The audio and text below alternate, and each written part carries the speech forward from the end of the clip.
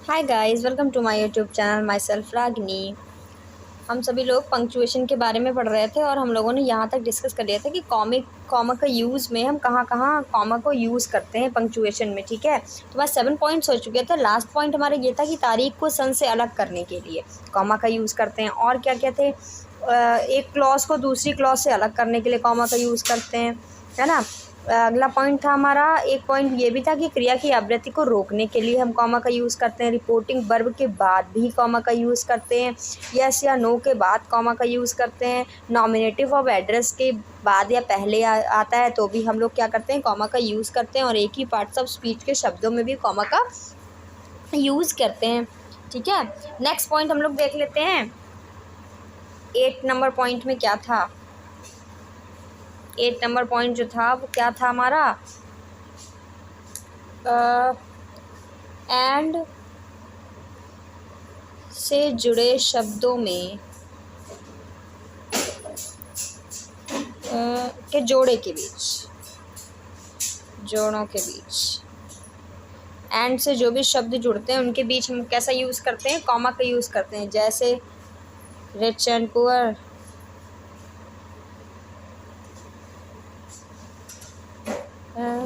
और high and low, young and old,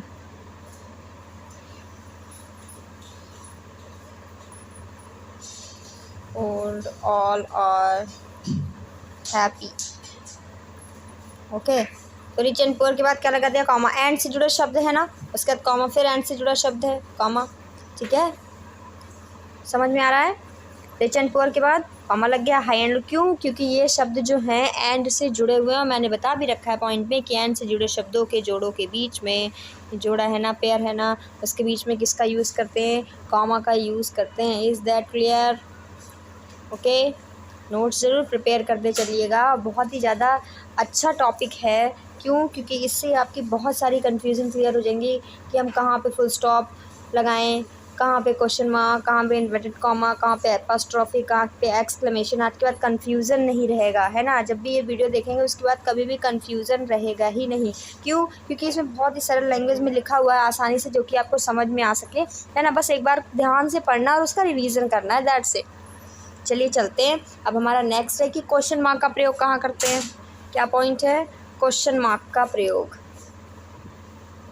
question mark का प्रयोग, ठीक है। तो क्वेश्चन मार्क का प्रयोग नॉर्मल आपको पता है प्रश्नवाचक वाक्यों के अंतों में होता है।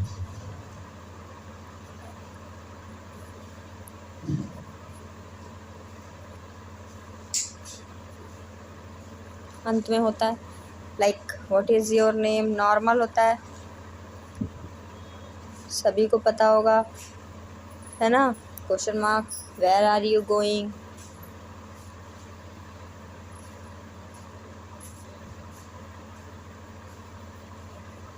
Question mark. ठीक है, इसमें तो कोई कन्फ्यूज़न नहीं है। इन्वर्टेड कॉमा का यूज़ देख लेते हैं भाई। इन्वर्टेड कॉमास का यूज़,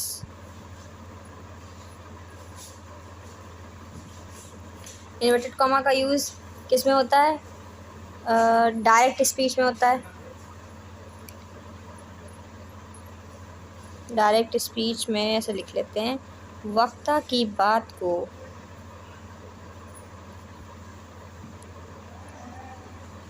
ज्यों का त्यों रखने के लिए, मतलब जैसे का वैसा, बिल्कुल सेम सेम रखने के लिए।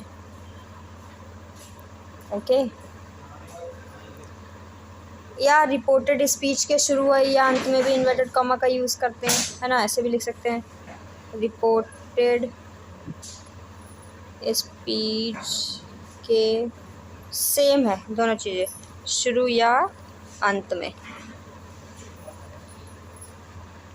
ठीक है, जैसे for example the teacher said,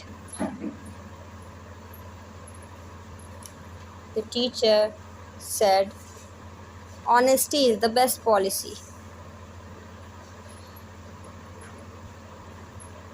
Honesty is the best policy. Full stop comma close. देखिए डायरेक्ट स्पीच में वक्ता की बात को, जैसे ये टीचर है ना, वक्ता है ना हमारा, तो वो कह रहा है, तो ये सब कहने के लिए मतलब जो का त्यों जैसा उसने कहा वैसा ही उतार दिया इन्वर्टेड कॉमा में। जैसे विवेकानंद ने कहा था ना, arise अवोक and not stop till the goal is reached, उनका एक वाक्य है ना कि उठो जागो और लक्ष्य प्राप्ति तक मत रुको। तो ये बिल्कुल भी चेंज नहीं किया जाएगा, तो ये किस में आएगा, हमेशा इन्वर्टेड कॉमा के अंदर में। सेम चीज़ जैसे रिपोर्टेड स्पीच है कि शुरू या अंत में। रिपोर्टेड स्पीच क्या है, हमारा जो वक्ता कहता है उसको क्या बोलते हैं, रिपोर्टेड स्पीच। शुरू या अंत में लगता है, क्या लगता है, कॉमा लगता है, इन्वर्टेड कॉमा का यूज़ हम करते हैं। ठीक है, ठीक है। अब बचा क्या हमारा, ये भी हो गया भाई। अब क्या है कि अपॉस्ट्रॉफी का यूज़ देख लेते हैं भाई। अपॉस्ट्रॉफी का यूज़ क्या होता है। जिन भी बच्चों ने मेरा चैनल लाइक और सब्सक्राइब ना किया है, और वो सब्सक्राइब कर दें, लाइक शेयर भी कर दें, ठीक है। और जो भी बच्चे मेरी टेलीग्राम लिंक से नहीं जुड़े हैं, वो डिस्क्रिप्शन पे जाकर लिंक को ज्वाइन कर लें, ताकि उनका वीडियो आपको जल्द से जल्द तुरंत ही मिल सके, नोटिफिकेशन तुरंत आ सके। देखिए इसका 2 टाइप से यूज़ करते हैं।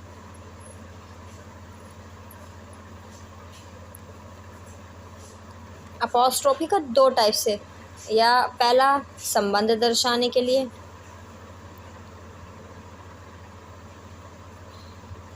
संबंध दर्शाने के लिए है ना। दूसरा कुछ शब्दों को शॉर्ट वे में लिखने के लिए, ऐसे लिख सकते हैं, कुछ शब्दों को शॉर्ट वे क्या, संक्षिप्त में लिखने के लिए, संक्षिप्त करने के लिए लिखना। ठीक है, तो शब्दों को संक्षिप्त करने के लिए संबंध। देखो भाई संबंध कैसे दर्शाएंगे, जैसे boys school, boys school relation दर्शा रहे कि लड़कों का स्कूल है। गर्ल्स हॉस्टल, हॉस्टॉफी का यूज़ किया, गर्ल्स हॉस्टल। ओके ओके, लड़कियों का हॉस्टल है, शीलाज बुक। ठीक है, ये तो हो गया रिलेशन, संबंध दर्शाने के लिए। नेक्स्ट हमारा क्या है कि क्या लिखवाया मैंने कि कुछ शब्दों को संक्षिप्त करने के लिए, जैसे डू नॉट, संक्षिप्त करने में क्या हो जाएगा, डू डोंट। ठीक है, इट्स, इट इज़। ठीक है, कुछ शब्दों को संक्षिप्त करने के लिए भी इसका यूज़ करते हैं। ठीक है, नेक्स्ट हमारा लास्ट बचा है, क्या है वो, एक्सक्लेमेशन। एक्सक्लेमेशन भाई क्या होता है, यूज़ कहाँ करते हैं एक्सक्लेमेशन का। नॉर्मल सेंटेंस है कि इंटरजेक्शन के अंत में आता है, नॉर्मल सी बात है। इंटरजेक्शन का एक्सक्लेमेटरी वाक्यों के अंत में, एक्सक्लेमेटरी जो सेंटेंस होते हैं, सेंटेंसों के लास्ट में क्या आता है, लास्ट में क्या यूज़ करते हैं भाई, एक्सक्लेमेशन का यूज़ करते हैं। जैसे लिख दिया हाउ ब्यूटीफुल,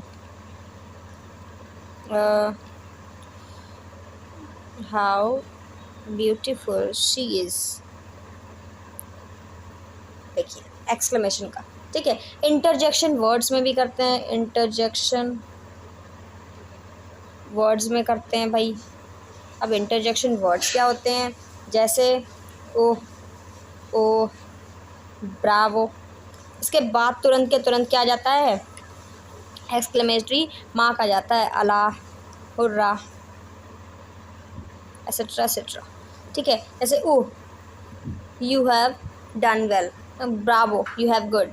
ठीक है, oh what a shame, alas we lose, है ना। इस तरीके के सेंटेंस होते हैं, इनके जस्ट बाद में आ जाता है, क्या आ जाता है, एक्सक्लेमेशन आ जाता है। ओके, ये हम लोग के आज जो है पंक्चुएशन पूरी कंप्लीट हो गई है। ठीक है, okay, thank you for watching.